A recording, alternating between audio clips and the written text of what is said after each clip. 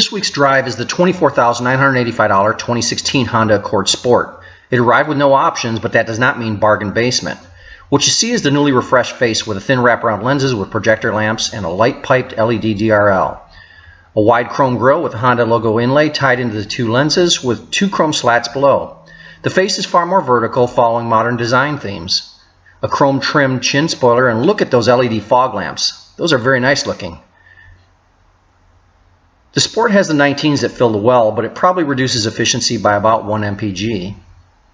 Hood feature lines tie into the hood, and the exterior line works its way up into the A-pillar.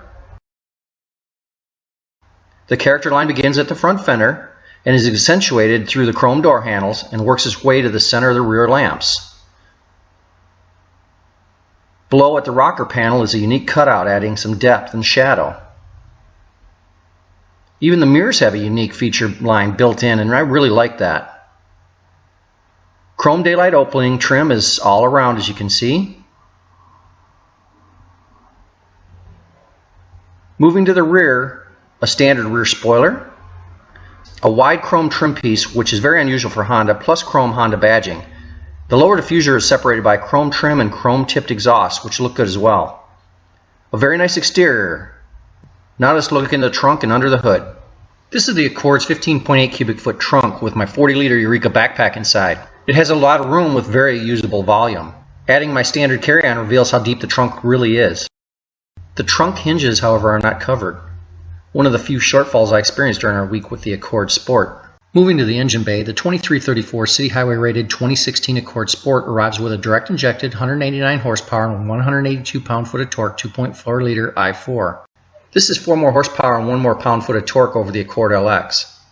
I absolutely love the Accord slick shifting 6-speed stick, one of the best available from anyone. The two issues I experienced was the 6-speed manual's ratios are far too short, forcing 2,120 RPM at 60 miles an hour, while the CVT provides a theoretical 1,000 RPM at 60.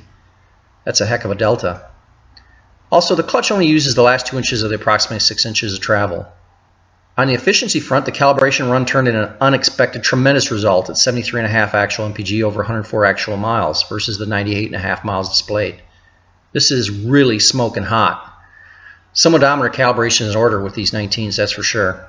The steady states reveal the 34 mpg highway rating is about 2 to 3 miles per gallon too low with a 34 mpg crossover at 74 miles per hour.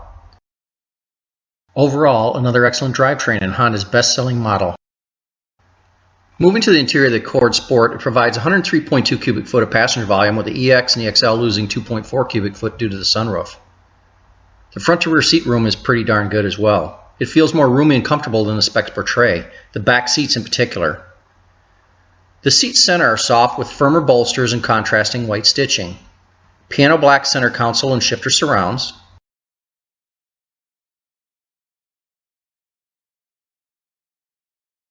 Up top is a black cloth textured headliner and sun visors that are thankfully telescopic.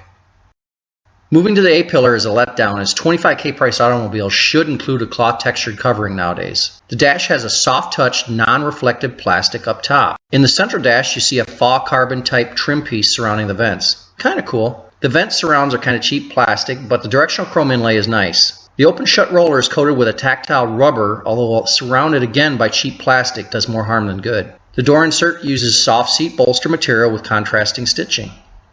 Chrome door handles are also standard. Only the driver lift control is auto up-down and backlit, another small product planning miscue in my opinion. This is the Sport model, so it includes nice looking aluminum covered pedals. Hard plastics below, kind of standard for the industry, and few will use the econ button unfortunately. Speaking about the Accord safety, NHTSA gave it its best 5-star crash test rating. The IIHS has not yet rated the 2016, but the 2015 was perfect across the board, including that small overlap. Another faux carbon fiber trim piece is located in front of the passenger. It looks pretty good. For the $24,985 retail price, you do not receive a proximity key, XM, Android Auto, or Apple CarPlay, with the ability to use those apps Navi solutions. There is a 4-way control of the displays in the dash, kind of Audi-esque, although their MMI and rotary knob is located on the center console with much more functionality. It does not have Audi style or interior quality, of course, but fits well in the segment. Regarding Bluetooth, it paired up fast and never skipped a beat. Finds the phone and includes SMS text messages with canned replies and Pandora working seamlessly. To select the source, you cycle through AM/FM, CD, aux, iPod, USB, and Pandora. Pretty slick infotainment selection method and very easy to use. Damped sunglass holders and large map lights, thank you. Fuel economy was superb. The only thing missing is it's pretty expensive at $25K for a refresh with minor upgrades and missing amenities. As you see in the pricing report, it's already $2,000 off in the Midwest and $1,000 off on the West Coast. We should probably see about $4,000 off into the new year. I like it. This will make the Sport a great buy, even if Safety Sense is a steep upgrade. It is too bad it does not have Apple CarPlay or Android Auto. This is a great handling Accord, the best handling Accord I have ever driven. Sort of a cross between a Mazda 6 and an Audi A6, yet does not have anything special with struts up front and a multi-link out back. It provides similar hard cornering feel, yet a softer ride than I had expected from Accord given the more rigid chassis and the more lively suspension tuning for the 2016 refresh. And that's a wrap with a 2016 Honda Accord Sport review.